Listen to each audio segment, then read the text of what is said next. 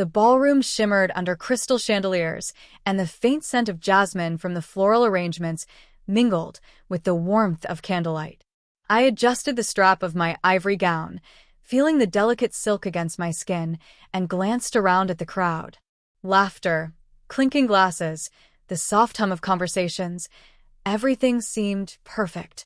But beneath it, a current of tension ran through me, just like it always had when my family was involved. Then my mother stepped forward, her voice carrying across the room. "Before we continue, I have a very special guest tonight," she said, her eyes glinting with that mix of pride and mischief that I'd learned to recognize in her over the years. "She is—" The words hit me like a jolt of electricity. My heart skipped. My sister, Lily, was standing behind her, smiling innocently, completely unaware of the storm she was walking into. I clenched my hands, trying to steady the fluttering in my chest. I thought of all the late nights I'd spent building my career, moving out on my own, quietly earning my place in the world while keeping it all under wraps. The idea of her or anyone seeing me now before I was ready felt like exposure. Yet, there was also that stubborn pride, that quiet thrill, knowing I had made it this far without needing anyone's approval. My phone buzzed in my clutch, a text from my wedding planner. "Are you okay?" "She's about to speak." I exhaled slowly, feeling the silk of my gown smooth over my palms, and reminded myself, this was my moment, not theirs. I remember the night it all started to unravel. I was 16, sitting on the edge of my bed in our small suburban home, Lily laughing in the hallway as if the world revolved around her. Mom had just finished one of her life lessons speeches, full of advice that always seemed to skip over me. "You should try to be more like Lily," Mom had said, her tone soft but unmistakably judgmental. "She has a way of making people see her potential." I felt my chest tighten, a lump rising in my throat that I fought not to let escape as a sob. My hands shook, gripping the edge of the bed, and for the first time, I felt the sharp sting of being invisible in my own home. I had always been careful, cautious, trying to do everything right, but it never seemed enough. And Lily, she breezed through life with her charm, leaving me in shadows that felt colder and longer with each passing year.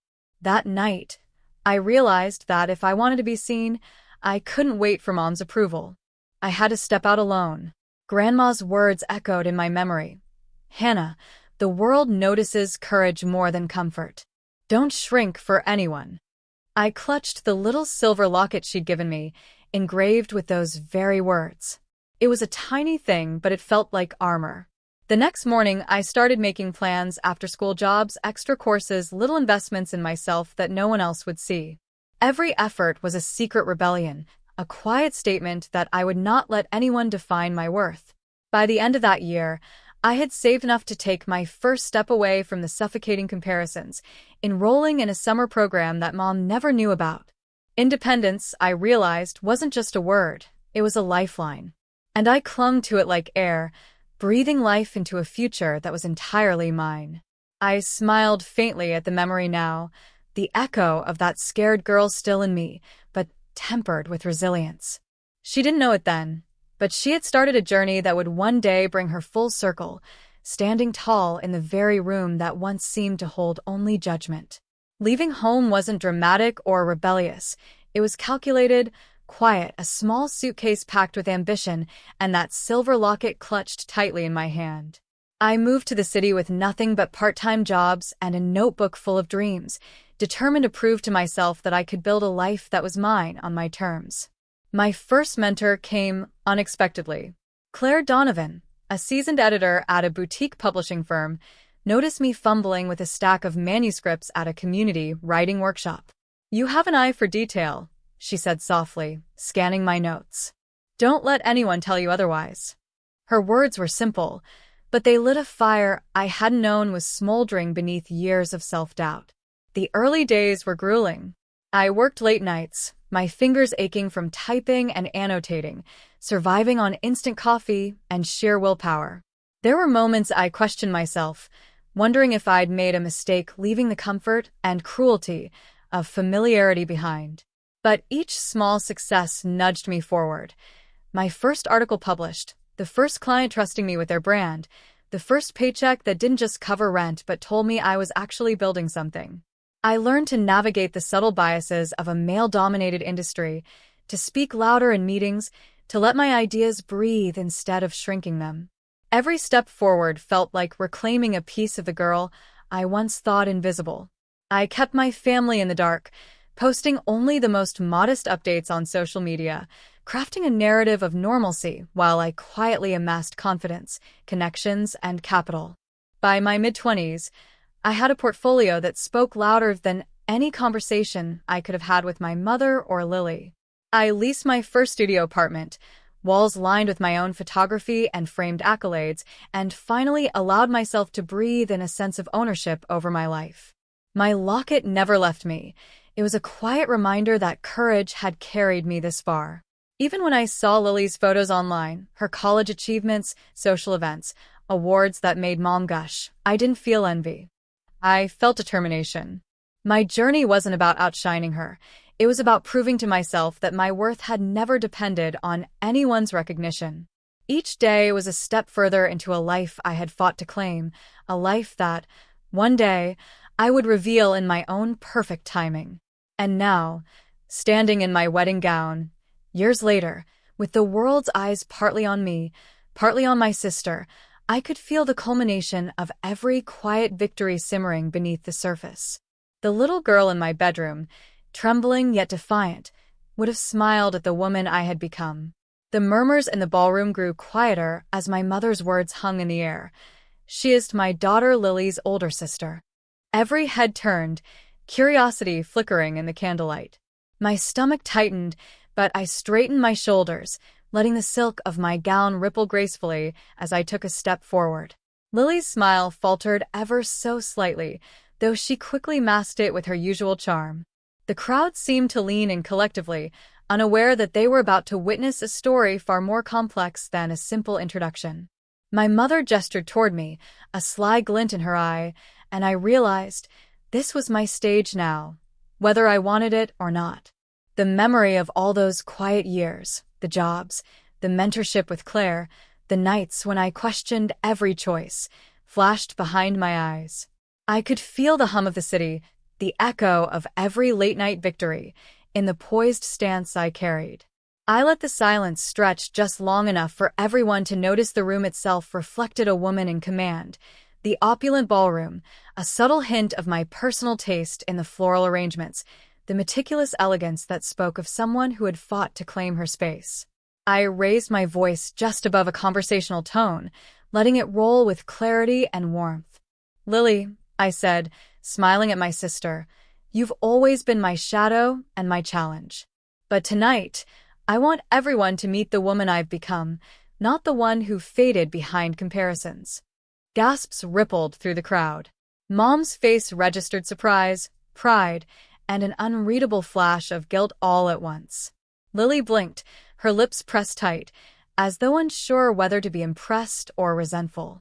I let my gaze sweep across our family, my father, stunned into silence, my mother, caught between maternal pride and the realization of underestimation, guests whispering behind gloved hands. "I run my own company," I continued, feeling the words resonate in the space between us. "I've built it from scratch. And every decision, every late night, every sleepless morning, it brought me here. A place where I am no one's shadow, and where my voice finally stands on its own." The room seemed to hold its breath. Friends and colleagues exchanged glances, their respect unmistakable. Mom's hand trembled as she reached for mine, and for a fleeting moment, I saw the woman I once longed to impress staring back at me with awe and regret. Lily stepped forward, attempting a smile that didn't reach her eyes. "Hannah, I didn't know." I gave her a small nod, the faintest warmth in my expression. "That's the point, Lily. You didn't need to know. I needed to live it. And now, everyone sees not just the girl who was overlooked, but the woman who persevered." The air in the ballroom shifted. Whispers of admiration filled the room. My family, for the first time, wasn't seeing a comparison, a favorite, or a rivalry. They were seeing me, whole, confident, unstoppable. And I realized, as their eyes lingered on me with a mix of wonder and humility, that this was the moment I had been building toward all along. The silence after my announcement hung in the air, heavy with anticipation. Everyone was waiting to see what I would do next, and for the first time in years, I had complete control over the narrative. I let the pause linger, letting my family feel the weight of every unspoken word, every year of underestimation. I met my mother's eyes first. "Mom," I began, my voice calm but firm, "I want to share my life with you, but on terms that honor both of us. No more comparisons, no more favoritism. I want honesty, and I want respect." Her lips trembled. She nodded slowly, the pride in her gaze tempered by a flicker of guilt. Then I turned to Lily, who was fidgeting in her heels. "Lily, I've always loved you, but growing up, I felt unseen because of our differences. I'm willing to rebuild our relationship, but it requires honesty, effort, and acknowledgement that I am my own person. I cannot, and will not, repeat the patterns of the past." She swallowed hard, clearly processing the gravity of my words. I addressed the extended family next, letting each condition resonate with clarity. "Everyone here has a chance to be part of my life, but only if they leave behind the toxicity, the judgments, and the assumptions. I want to celebrate accomplishments without comparisons. I want conversations without veiled criticisms. I want relationships based on mutual respect and support." As I spoke, I could see the subtle shifts, the tightening of shoulders, the softening of faces, the quiet acceptance that things could no longer be the same. I wasn't issuing ultimatums out of malice. I was drawing boundaries that had been ignored for too long.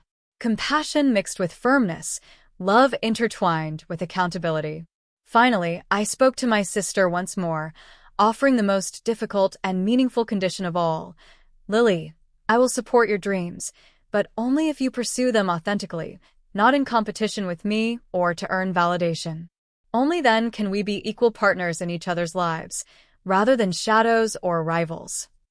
The room felt charged, the chandeliers casting reflections off polished floors, illuminating faces transformed by realization. I had shifted the balance, not through confrontation alone, but through clarity, strength, and careful thought. It wasn't revenge. It was empowerment. Every word, every pause, every gaze reinforced that I was no longer the girl overlooked in the hallway, no longer the daughter compared to her sister. I was Hannah Blake, a woman who had fought, persisted, and emerged whole. And now, my family could either rise to meet me or step aside. For the first time, I felt the true freedom of choice, to forgive, to guide, or to simply stand in my own light. And it was beautiful. Weeks passed after the wedding, and the changes I had asked for began to ripple through our family. Mom started listening more than she spoke, genuinely asking about my career and celebrating my choices without comparison. Lily called me unexpectedly one evening, her voice shaky but sincere. "Hannah, I've been thinking. I want to follow my own path. Can you help me figure out where to start?" I smiled, feeling a warmth I hadn't allowed myself to feel in years. The locket around my neck pressed lightly against my chest, a reminder of the courage that had brought me here. I offered guidance, yes, but always with boundaries, letting her take responsibility for her own growth. I realized that my power wasn't in keeping them at arm's length. It was in offering support on my terms, a balance between love and self-respect. Family dinners changed. Conversations no longer revolved around old grudges or comparisons. There was laughter, true laughter, punctuated by moments of reflection. I watched Lily succeed in small, authentic ways, cheering her on without envy. Mom's eyes held pride that was genuine, untainted by favoritism. And me? I finally felt seen, not just as the successful daughter or bride, but as Hannah Blake, a woman who had carved her own life and refused to let anyone define her worth. I often thought back to that silver locket, the advice Grandma had whispered in my ear so many years ago. Courage matters more than comfort. It had guided me through sleepless nights, lonely apartments, and quiet victories. Now, it rested against me like a talisman, reminding me that every choice I made, Every step into the unknown had been worth it.